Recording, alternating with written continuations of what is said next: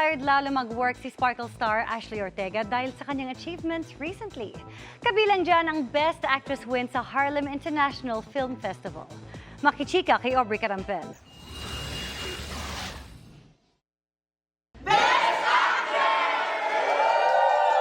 Nasa Cloud9 pa rin hanggang ngayon si Sparkle star Ashley Ortega.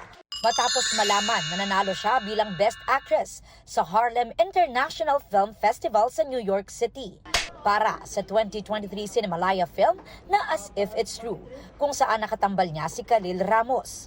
Proud din si Ashley na ang kanilang pelikula ang only Filipino film na nakasali sa naturang film fest. First acting award, and what made it special pa, abroad pa, sa New York pa. Sobrang fulfilling lang na parang all our hard work paid off. Kasi na-recognize yung film namin, yung Filipino film, and of course, yung craft ko as an actress. Dahil daw sa parangal, mas lalong inspired si Ashley na pagbutihin pa ang kanyang craft bilang aktor. Tuloy-tuloy pa rin daw ang kanyang acting workshop under Sparkle Prime Workshop Facilitator Head Ana Fileo. Bilang paghahanda rin daw ito sa biggest kapuso family drama Pulang Araw, kung saan gaganap siya bilang isang comfort woman. Ito na siguro yung character na I really take it seriously and do my research about it. Kasi it really happened in the past. It's part of our history and I was able to interview real comfort women. So talagang very sensitive siya. So ayoko magkamali, mahirap magkamali.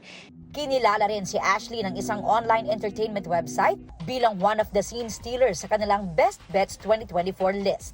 Kasama rin sa list ang iba pang Sparkle 10 girls na sina Faith Da Silva, Lian Valentin, Kate Valdez at Lizelle Lopez. I am his wife-to-be. Thankful daw si Ashley sa recognition na dahil din daw sa kanyang past kapuso projects gaya ng Hearts on Ice, Widow's Web at Legal Wife. So I think yun din yung reason. And of course, the help of Sparkle Artist Center. Sila yung nag-train sa akin. They are the one who molded me. Si Ate Ana Fileo, she helped me with my craft. So, dahil sa kanila din naman kung bakit ako nandito ngayon. Aubrey Carampel, updated sa showbiz happenings. Strong as ever ang Team Al Prince at real-life couple na sina Althea Ablan at Prince Clemente. Very blessed din ang dalawang Sparkle stars na busy sa kanilang series. Makichika kay Aubrey Carampel.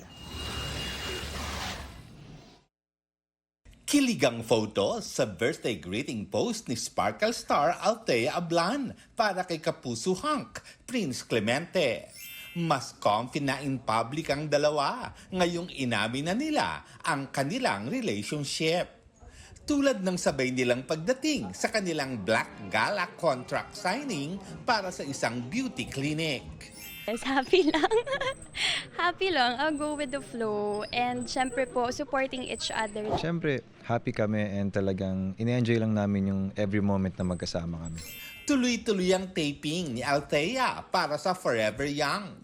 Hindi pwedeng huminto dahil mabilis ang paglaki ni Ewan Micael at kailangang hindi magkaroon ng pagbabago ang kanyang itsura alinsunod sa premise ng series. Yung story doon is meron siyang sakit and talagang mukha lang siyang bata. Kaya po talagang minamadali na po namin yung shoot. Si Prince naman, excited sa pagkukwento ng mga mangyayari sa top rating prime series nilang Black Rider ni Naruro Madrid at Mateo Gidicelli. Especially yung sa upcoming wedding ni Joanne at Paeng, talagang may mangyayari dyan na mostly po tapos na namin kunan and talagang syempre medyo matrabaho kasi talagang big scenes and maraming action scenes. Lar Santiago, updated sa showbiz happening. Bukod sa negosyo, puspusan na ang taping ni David Licauco para sa upcoming family drama series na Pulang Araw. Pero bago niyan, Team Barda is excited sa inabangang pelikulang That Kind of Love kung saan very David ang lead male character. Panoorin sa chika ni Nelson Canlas. Matapos ma-feature sa Jinseo Arigato International Film Festival sa Japan recently, mag-ready ng maglayag muli ang Barda fans dahil this June mapapanood na sa bansa ang much-awaited film ni na Barbie Fortesa at David Licauco na That Kind of Love. Aminado si David na iba ang kilig na naramdaman niya. while dubbing the movie. Nakita rin daw kasi niya ang kanyang sarili sa character na kanyang ginampanan. So he's very serious, very businessman. Tapos kapag mangligaw siya, todo bigay. And I think ganoon ako in real life. Dinala pa niya sa Korea yung love of his life. Ginawa ko na rin yun. Pumunta na rin ako ng Korea para sa mahal ko. Pero doon kasi talaga naka-helicopter siya, naka-aeroplano siya, private jet, di ba? Very happy raw si David lalo't kasama niya sa pelikula si Barbie. Hindi naman lahat ng tao nabibigyan ng pelikula at kasama ko dito si Barbie. So to be given that chance, I'm just really grateful. Bukod sa upcoming film, puspusan din ang taping ni David para sa upcoming Kapuso family drama series na Pulang Araw.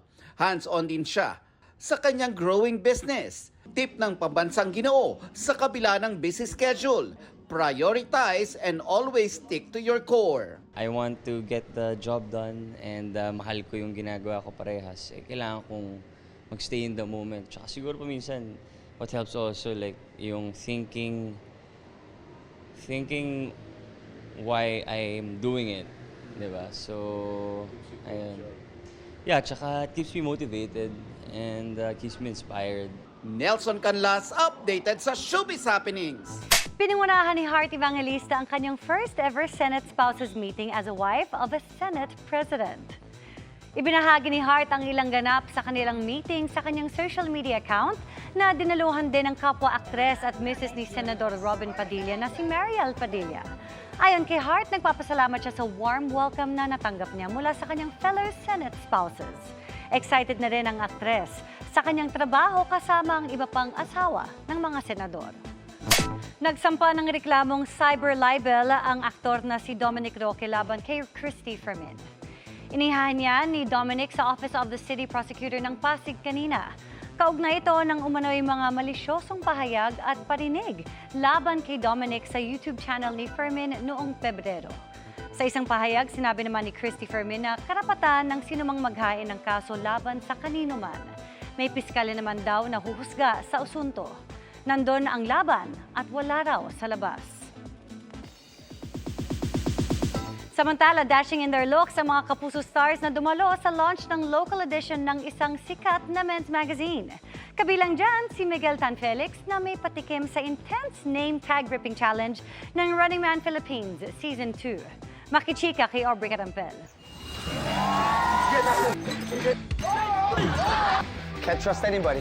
Exciting and intense. Ganyan ang experience ni Miguel Tan Felix sa kanyang first ever name tag ripping challenge bilang newest runner ng Running Man Philippines Season 2. Ang buena mano pa niyang biktima,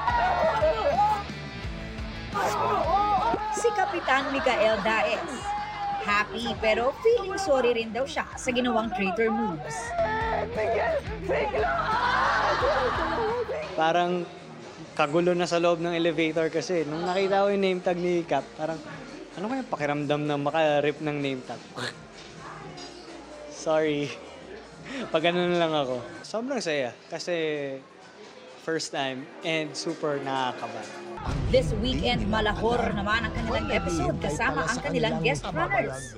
Abangan nyo ang aming mga guests, si Josh Cullen and Shaira Diaz, and of course, yung adventure namin dun sa abandoned school. So, medyo scary siya. Dressed in all black leather, very manly si Miguel nang dumating sa launch ng Vogue Man Philippines. Naroon din si Sangre Adamus Kelvin Miranda na may feminine touch naman ang all-white ensemble with lace inner shirt and gloves and pearl accessories. Dapper naman ang dating ni Shining Inheritance star Michael Sager in a camel-colored suit.